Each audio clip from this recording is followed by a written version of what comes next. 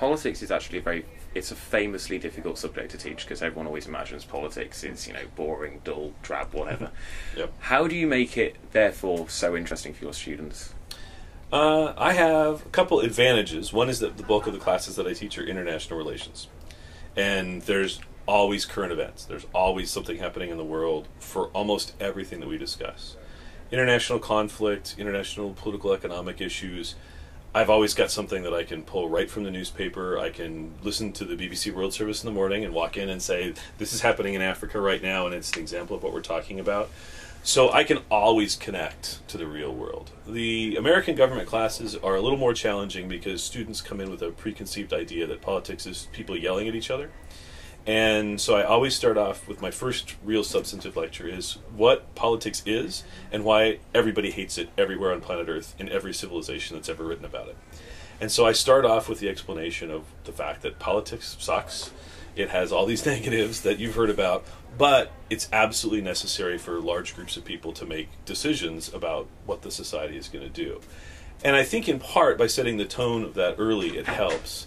But the other thing too is I try to relate everything that we talk about to the real world, and I try to connect it in ways that go past the stuff that you normally would watch on television, where a lot of times it is two people screaming at each other, to show people sort of why things are the way they are and how you can understand them better. And then sometimes it's depressing, honestly, but other times it helps you see why something that looks incredibly stupid and silly is actually what we can do given the limits of the situation. So a lot of teaching politics and teaching political science is being able to go outside of what students are reading in the textbooks and take it into the real world and show how this abstract sounding thing like federalism in a textbook really fit what the Founding Fathers' circumstances were, and then how that influences circumstances today. Yeah, because the thing is, your system of government is very much set up so that you're supposed to work together. That's how the House of Representatives is set up. You have this sort of sweeping set of seats where everyone kind of sits together at their own desks and their own places and things. In the UK, we have this very... it's designed to be attacking on either side because you just have the opposition, the government, just sitting directly opposite each other. Yeah. And they just argue all the time. And the British system has the advantage of being decisive. When someone wins an election, up until at least this most recent one, you win the election and you control policy. And there's no separation of powers, there's no separation of executive and legislative. But here in the United States, the Founding Fathers feared that.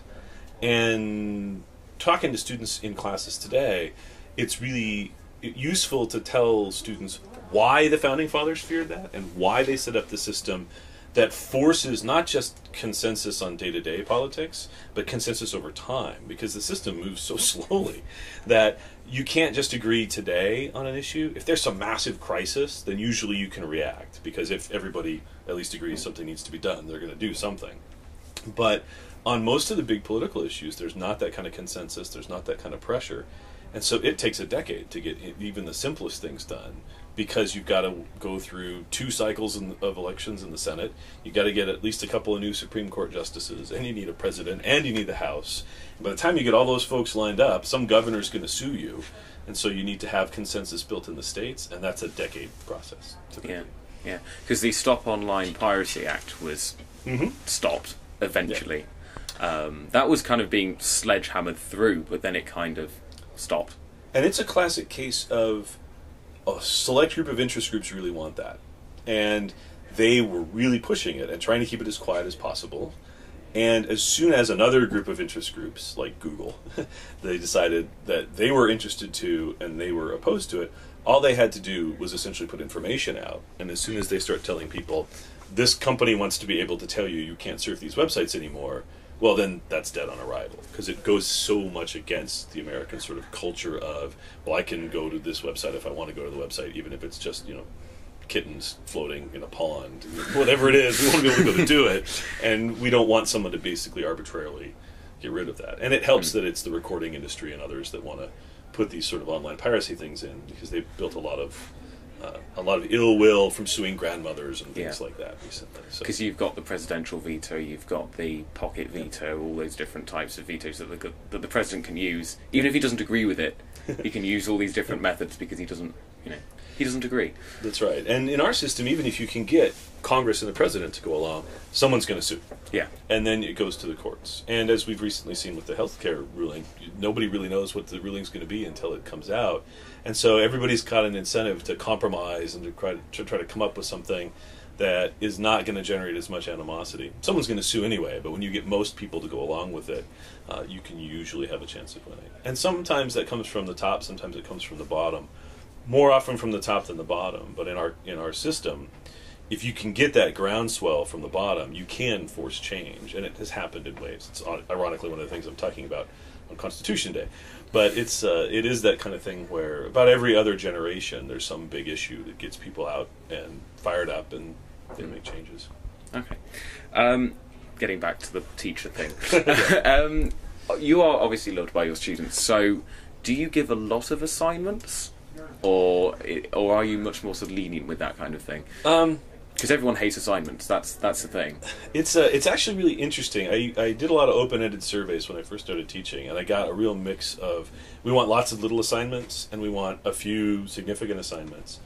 Honestly, I do the few significant assignments because I'm somewhat old-fashioned in these kind of things, and I would rather give a few real substantive assignments rather than a bunch of little busy work assignments. So I give, in my upper division classes, I give 3 exams and a paper, and the take-home exams are all roughly the equivalent of a 7 to 10 page paper. So they're long. I dropped the lowest grade, which a lot of people like. So in principle, if you work really hard in the beginning of the semester, you could skip the final, although more often than not, people will bomb the first exam and then make up for it with the last exam, things like that. But the structure of my classes is really designed for me to be able to test the critical thinking skills of the students. And you really need larger, more substantive assignments for that. And there's a point at which you can't really ask students to do those every week. A, because then you've got to grade them every week and you'll never get out of your house and see what sunlight looks like. But B, if you give students 3 large substantive assignments plus the paper, they've got enough time to focus on each one and to really think and delve through the information and absorb it, tie it to the real world. And it makes things a lot simpler for students because they have the flexibility with these assignments. I post them all on the first day of class, typically. A new class that I haven't taught before, I typically do put them up one at a time. But in all the classes that I've taught more than once, they're all posted, all 3 exams on the first day of class. So everybody who's reading the textbook knows what they're getting into. And sometimes that works very well. For most students, it works very well. For some students where they look and, oh, this question looks easy, and then they wait till 11 o'clock the night before it's due, then they're in trouble. But for the most part, it gives the students the opportunity to flexibly plan their schedules and to look at the different things in ways that work. But I am much more a fewer assignments versus more assignments kind of person in the traditional classroom classes. I do it differently online, but So your structure is mostly obviously fewer exams, but does that affect how your teaching style is? Do you have a very sort of open teaching style? Do you just invite students to interrupt you if they don't understand, or do you how do you do it? Do you talk at the students and then ask questions of them, or do you just have kind of open discussions? It's different in different classes. In my American government classes, I mostly lecture, with the caveat of that being, I absolutely tell everybody to interrupt me and ask if they have questions. And if they have questions at the beginning of class about current events, things in the world that are tied to the class, even sometimes loosely tied to the class, I encourage everybody to ask questions about that. So in the American government class, because it is a more sort of core class, basic lecture, a lot of non-political science majors, I do tend to make that a lecture class. My upper division classes have actually evolved over the years. I do an open-ended survey. I ask students, what do you like, what do you not like, what might be good to add? And I do actually take those very, very seriously and look at what students think will be most useful to them. And so my students have given a lot of suggestions over the years. With the partially online opportunities that have come out, what I typically do now for upper division classes is, rather than me stand and lecture in class 2 days a week, I record an audio version of the lecture for the week that students can listen to asynchronously whenever they want to. I have a video version that runs the PowerPoint with my voiceover, and then an audio MP3 that's just my voice. And then when we meet in class, we just discuss the material. And in the upper division classes, typically it's in the context of current events. This semester, for the first time, I have my Intro to International Relations students. They are subscribing to The Economist, and we're doing peer-moderated discussions where the students actually are split into groups, and the students will come into class, and they will be running the discussion based on what's in The Economist for the week and what's in the readings, tying the real world to the textbooks. It's an experiment based on stuff that students have suggested in the past. I will let you know at the end of the semester how that works. But I'm constantly trying to adapt to engage the students as effectively as I can based on student input, starting with the core of I'm going to test the heck out of people. I'm going to sign a bunch of books and make you read them. And I can cover the material that I want to cover with the online lectures. Yeah. And students can listen to it whenever. So if you commute from Atlanta, you can listen to it on the commute from Atlanta, all these different kinds of ways. So it gives us more flexibility. And in practice, it actually lets us cover more material because the audio lectures will go through the entire range, and then you have the opportunity to ask questions in class and online, and then we can engage in discussions online. So it's a complicated setup, but it's almost tailor-made. It's almost tailor-made for the student. I mean, we had very similar things in the UK when I first joined my university, but it always struck me as odd because we had the first sort of student survey in October. Well, in the UK, university term starts at sort of middle of September, so why would you be able to assess an entire department and how you were being taught within 4 weeks? I know they're trying to get first impressions, but it's not quite... To me, it always seemed odd that they would ask it that early on. There's a trend now for this constant feedback, and I don't like it. I think that part of it is there's an increasing sense from people who are in administrative positions who never step into the classroom to teach of this. If we just ask a bunch of questions and we get a bunch of feedback, we can then constantly adjust our classes. And I don't think that that's really a good way to do it. You need to really look at the end of a class and give the students a chance to sort of experience the full length of the class. Because if you survey people 4 weeks in, and it's their first midterm week, and they've suddenly realized that they haven't been doing the readings, and they have 1,000 pages of readings to catch up on, they're going to say things about the fact that there's too much work in the class every time. And so you get real mixed results. Whereas my experience with open-ended surveys, where I say the university isn't going to see it, this is just for me to make the class better, is you get some really brutally honest people who will sit there and say, I should have read the books, and I didn't read the books, and that hurt me, but what you're doing is fine. And then I've had people say, this was a neat idea, but it's a train wreck, but I didn't realize that until the end. And all these different kinds of things get played out in the surveys. And students are really good sources of information, particularly sometimes to counter what you're being told by sales reps from textbooks and some of the people who are pushing certain ideas from the top level down to the bottom. One of the biggest things is, let's go completely electronic. We'll give our students all these ebooks and tablets and Kindles. Students don't want that. Students overwhelmingly, 3/4 of the class say, give us a regular textbook, but can you make it cheaper, please? Okay.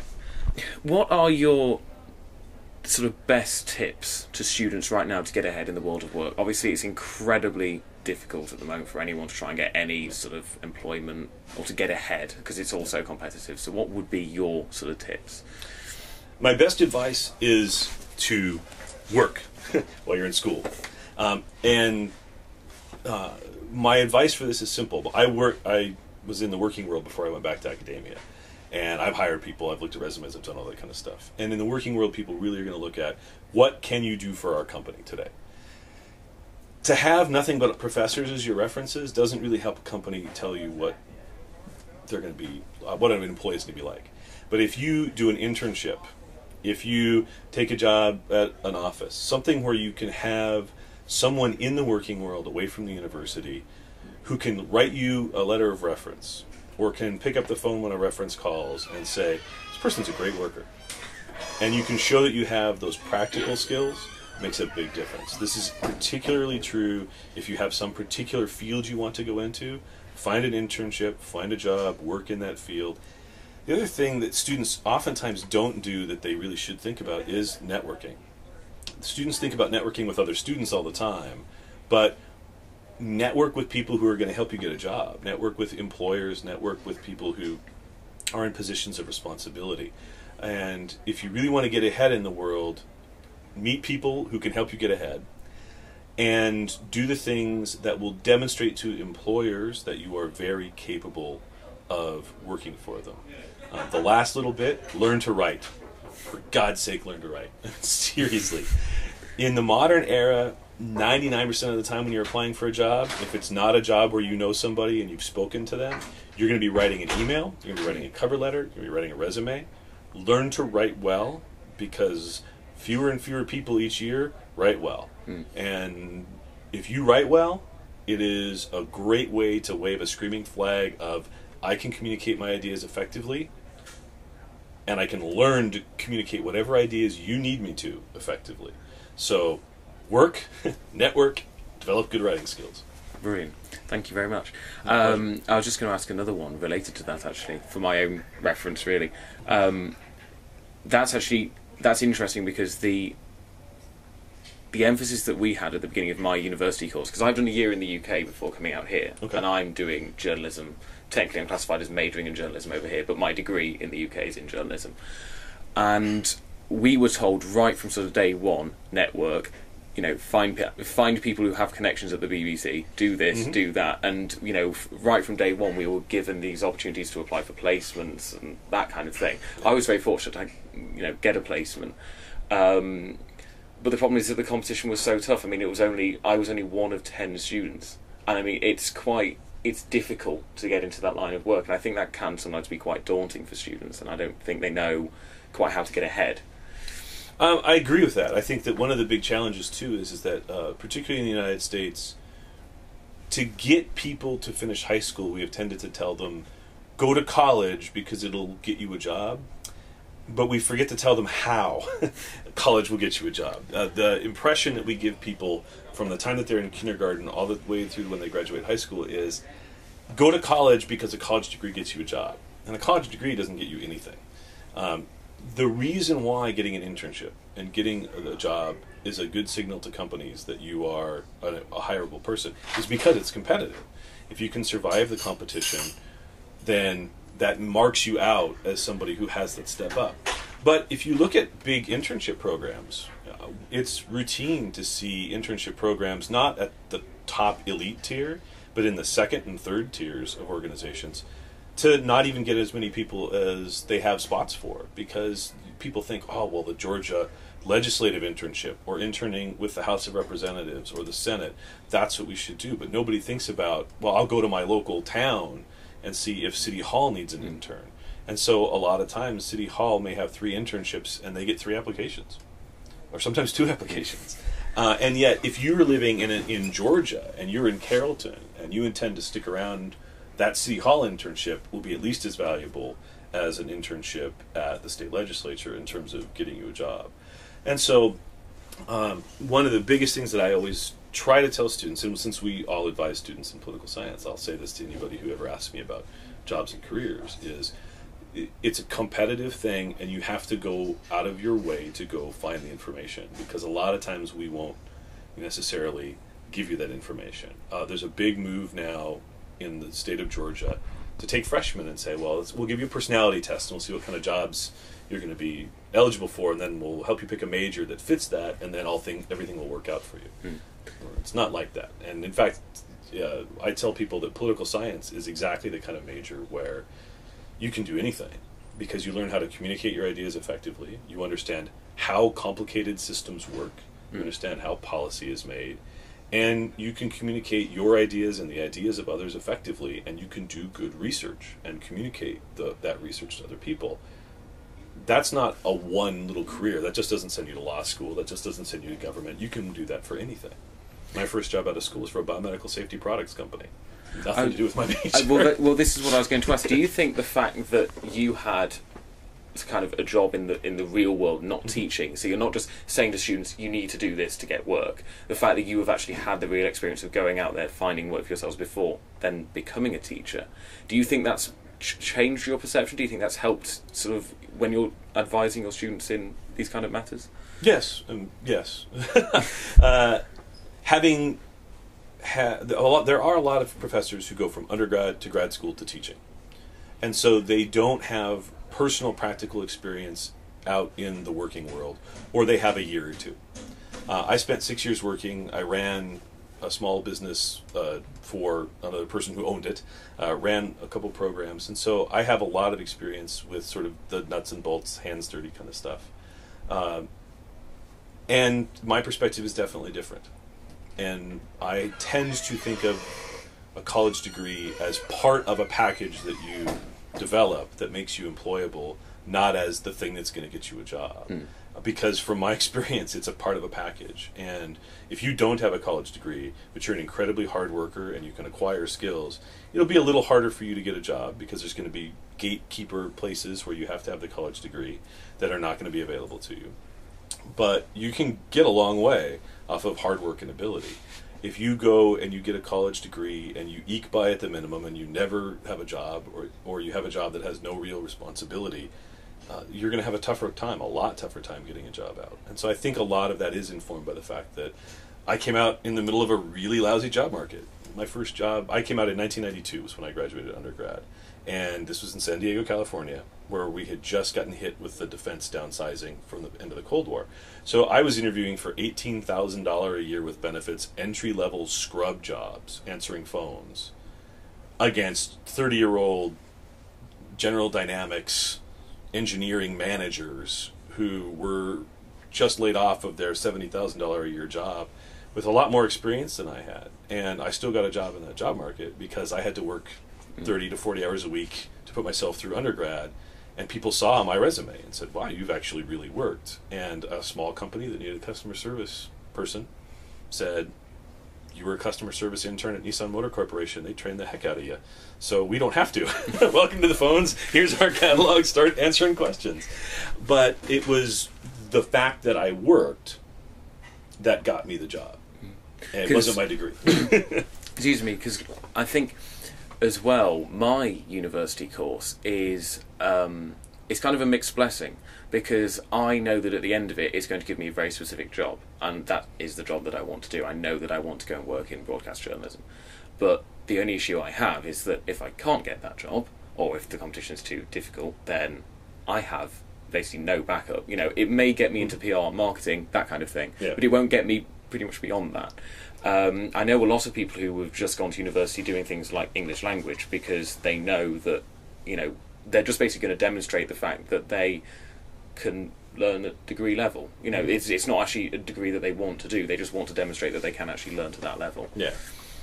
Well, I think one of the big challenges is that people see a university education as training for specific careers. Now, in your case with broadcast journalism, it's a more of a niche, and so it does feed you into that, although you did mention that there are other things that you can do. But people tend not to think of a college education as a package of skills, and I think that it's much better in the relatively open labor markets of the United Kingdom and the United States to think of university educations as skill sets, and to think, well, what skills am I gaining? Because when you think of it as I'm training for a particular kind of job, it narrows your focus. And while it may narrow your focus, and this is what you're specifically being trained to do, and it may be what you really want to do, there's a lot of other stuff that you can do. And it's one of the big challenges that comes from a modern college education is we want students to stay in school to get their degrees, and so we tend to emphasize finishing the degree gets you a job. Well, finishing the degree gives you a package of skills that will help you get a job. And this is one of the big challenges that we face with a lot of students is they get to the senior year. And I've had students who are my advisees come in and, you know, they're seniors and they sit here and say, I have no idea what kind of jobs to apply for. You know, what does a political science major apply for if I don't want to be a lawyer? And so I have them sit down and we talk about all the various jobs that involve communication, research, being able to take ideas, summarize them clearly, express them in writing, and there are thousands of jobs like that. But they aren't called political scientists, and they don't say, hey, political science majors apply here. But in my career, I was a biomedical safety products customer service rep. I then was promoted very quickly into basically OSHA compliance. Hospitals would call me, and I would go and look at all the relevant laws and tell them what kind of products they could purchase to comply. I went from there to outside sales for Federal Express shipping services. From there, I ran an online, well, not an online, but a computer-based internal networked computer-based learning program. From there, while I was getting my master's degree, I ran a mixed physical and computer-based learning program for middle school students. And while I was getting my PhD, I took a year off in the middle to run a hockey rink. Wow. With my poli-sci degree. So you can do lots of different things, and it's about communication and understanding. So the number of opportunities are wide open. It's just we do a very poor job of helping students understand that your skill set doesn't just mean you can do this. And it's one of the things that I think is a weakness of the modern American university in the modern American job market. We also still tend to think that we're going to put students into a job they're going to have for life. And that's just not true.